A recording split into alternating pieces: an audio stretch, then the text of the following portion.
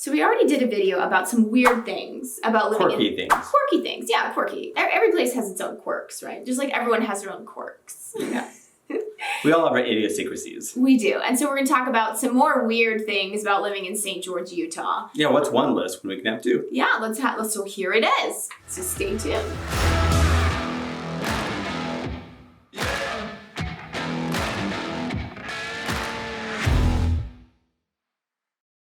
What's up, everybody? I'm Sean Azad. And I'm Courtney Dezad, and we're with Keller Williams Realty right here in St. George, Utah. And if this is your first time to the channel and you want to know everything there is to know about living in St. George, Utah, don't forget to press on the subscribe button.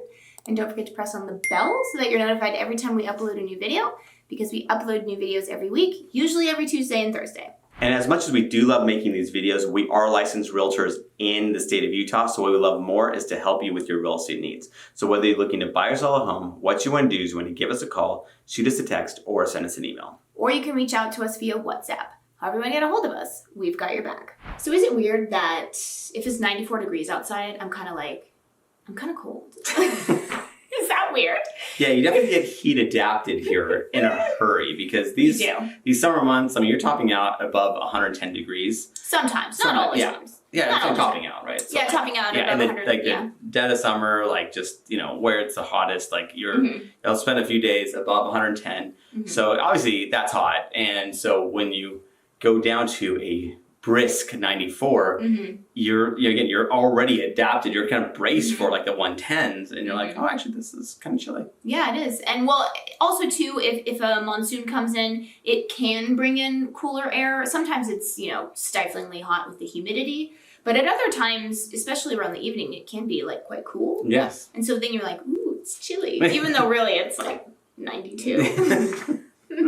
So yeah, that's kind of weird when you get that adapted to the heat. Yeah, and and we come from Southern California, some of the best weather in the world, and even us, like Courtney would be famously like sweltering at 76 degrees, and here obviously you just adapt, and 94 seems actually kind of chilly. Yeah, well actually today I think when we were out it was only about 90, and I was like, oh, this is nice. Nice. And since we are talking about the heat, I mean, it is a little oppressive and overbearing. I mean, I'm not going to lie. I mean, so it is kind of weird. This is another weird thing, and that when you're during the summer, you are kind of always thinking about fall. You're kind of always looking at the calendar and being like, is it October yet?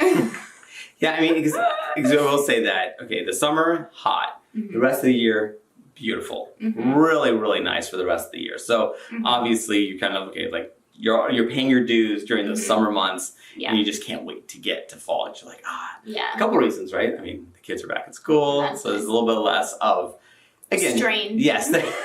The strain of them being around. Yeah, it's funny, because as a kid, I just remember like, I want the summer to last forever. Yeah. As a parent, you're like, fall's just right around the corner. Yeah, it is. It's nice. Well, I mean, so it is kind of weird when you're here constantly, well, at least I'm constantly, typing into Google pictures of fall to remind me of fall. Because we want it to come very fast. Yes, and soon it will be here. Yes. And is it kind of weird that, you're swimming at a creek, maybe at Quail Creek or Sand Hollow, and it's only 99, and then you think to yourself, it's kind of cold. Like, I kind of wish it was a little hotter. It kind of reminds me, my sister lives in Texas, and, her husband is born and raised Texas, and he said that when he moved to Indiana, he would be swimming, and sometimes he'd think, I kind of wish it was a little hotter. But, in Texas, he would never think that. He's like, we never say that here. But yeah, and also these reservoirs, they're on the chillier side, let's be real. I mean, I don't know. I feel like... Actually, it was really nice last time we went. Yeah. I mean, I would say, actually, it was beautiful. It was actually really beautiful nice. Weather. But I would say the 99, there was a bit of a cool breeze, and I was thinking to myself, maybe if it was a little hotter, it would be perfect. It really should have been about 105, right? But because we had some cloud cover and that kind of stuff, so it was a little bit chillier than it ought to have been. And so you're like, I mean, and our son definitely could have used an additional few more degrees, because he's just sticking bones. Yeah, he's very skinny. And is it kind of weird that even though when it's really, really hot here, sweltering, and then you think to yourself, well, I actually kind of like it, because that means the tourists aren't here. I mean, summer is definitely not tourism season for St. George because it's very hot. So one nice thing about that is that the restaurants are pretty easy to get in and out of. Yeah, and also Nielsen's frozen custard. If you come here during the spring and stuff, you're waiting and waiting waiting for that custard to come out. It's worth the wait, but if you don't have to have the wait, even better. Yeah, so it is kind of weird that you're just thinking, well, I'm kind of glad that it's super hot because now the tourists are gone. And another kind of weird thing here is that because there are monsoons, so let's say you are swimming, it's super hot, it's the summer and you're swimming, and then you'll see these dark clouds coming in, and then you'll be like, should I get out of the pool? Because the dark clouds, coming in, it might mean it's going to start lightning crazy very soon. Yeah, and it can happen, very quickly. It's kind of like, I mean, I'm not sure, if you've been to the in the tropics, right? Like you kind of see that, like all of a sudden it'd be a beautiful day and all of a sudden the clouds would come in pretty quick and all of a sudden just, torrential rain. You can get a bit of that here. Actually, it's really interesting. People don't think of this area as getting rain, but when the rain comes, it comes fast and hard. Yeah, it's from the monsoons. I mean, it's similar also in the mountains, right? Well, all of a sudden you're like, oh, the sky's blue, and then all of a sudden it's like the clouds come barreling down, and then it's a blizzard. So yeah, totally. Yeah, I mean, again, and the monsoon season's between like July really and September. So just so there's a good amount of rain that can come in. Obviously, every year is a little bit different as far as how strong that season is. And so far, we're going through a pretty strong start to the season. Yeah. So another kind of weird thing about living here, and this is any place that you have maybe lakes or ponds, is that there is a thing called swimmer's itch. I know Sand Hollow, it does kind of get reports of that. Quail Creek, I would say, has less of that. I guess the water is a little bit more acidic. I guess it comes from like snails, like parasites, basically. So it doesn't happen to everyone. It's not like it's not like a dangerous. Yeah, it's not dangerous at all. It's more annoying and it's itchy, and there are like creams you can use. But I mean, everyone kind of reacts to it differently, so it is kind of weird and it's kind of annoying. So another weird thing here is the amount of restaurants that are Thai food and sushi.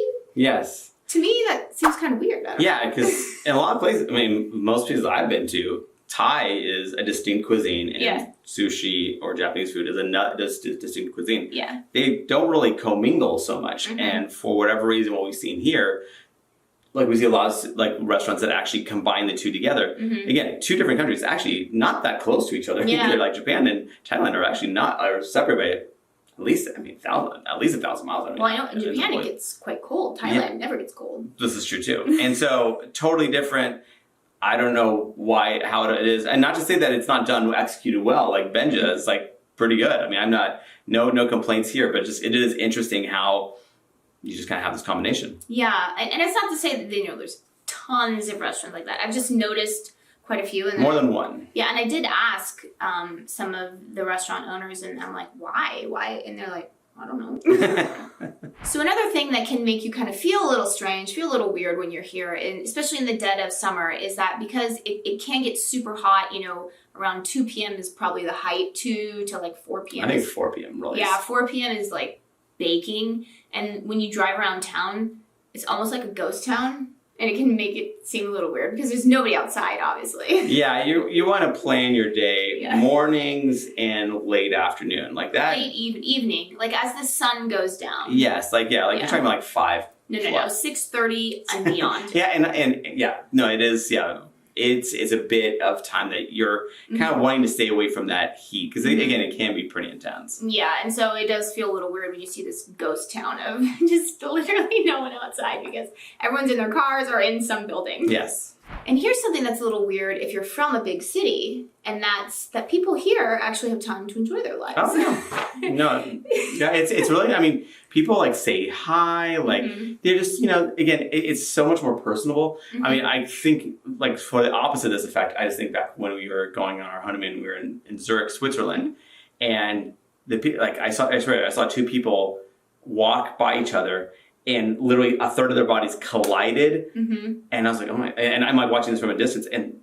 they didn't acknowledge each other. Like, are you okay? Nothing. They just kept on going their way. It was just merely a speed bump to get to their destinations. And you just feel like here, that's just such the opposite here. It's so much, again, you just feel that, that connection. Yeah, and I would say because, you do get a lot of the benefits of a smaller community. So, there's not a ton of traffic, most things are just 15 minutes away. Yeah. And so you have more time, I feel like, to enjoy your life. Whereas if you're in a big city, you're kind of always stuck in traffic. It's more of like the rat race. Whereas, here, it's just, it's a better quality of life, I would say. Yeah, for sure. I mean, rat race is definitely a great way to put it, because people are just having to get to their destination, and every minute or every moment counts.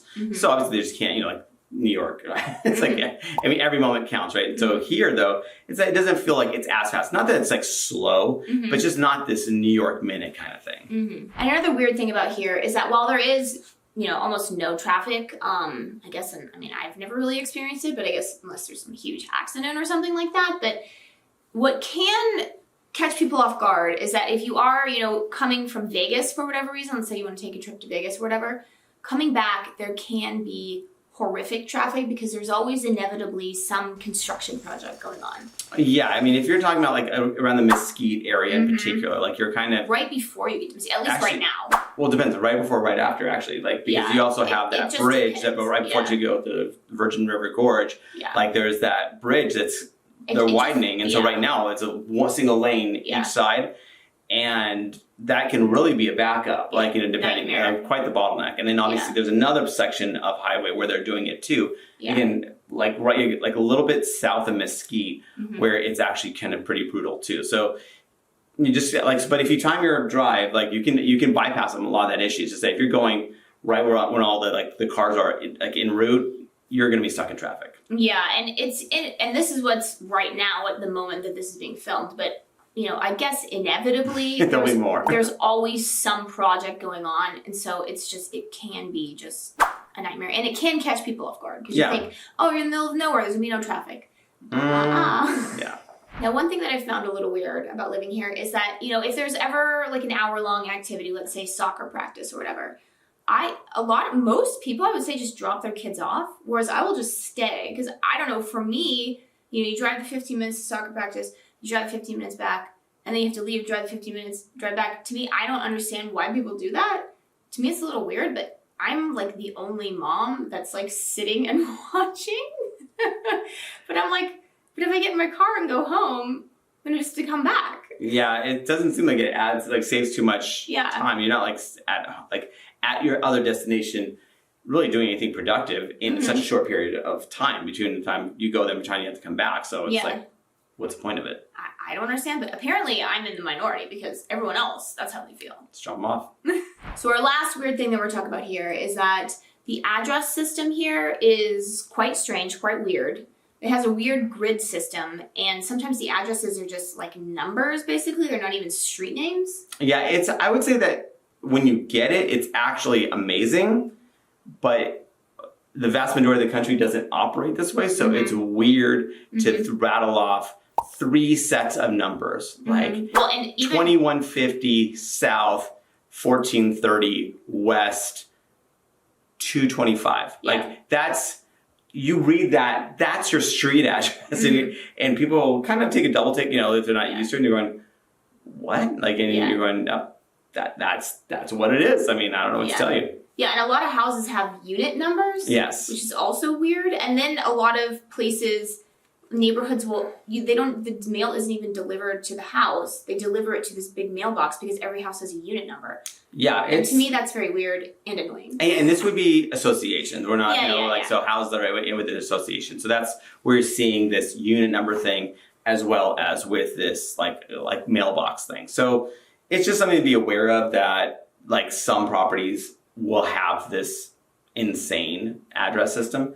Again, it makes a total amount of sense once you get it, but it just kind of catches you off guard initially. So that's it. That's our video. And remember, as much as we do love making these videos, we are licensed realtors in the state of Utah, so we love more is to help you with your real estate needs. So whether you're looking to buy or sell a home, what you want to do is you want to give us a call, shoot us a text, or send us an email. Or you can reach out to us via WhatsApp. However you want to get a hold of us, we've got your back.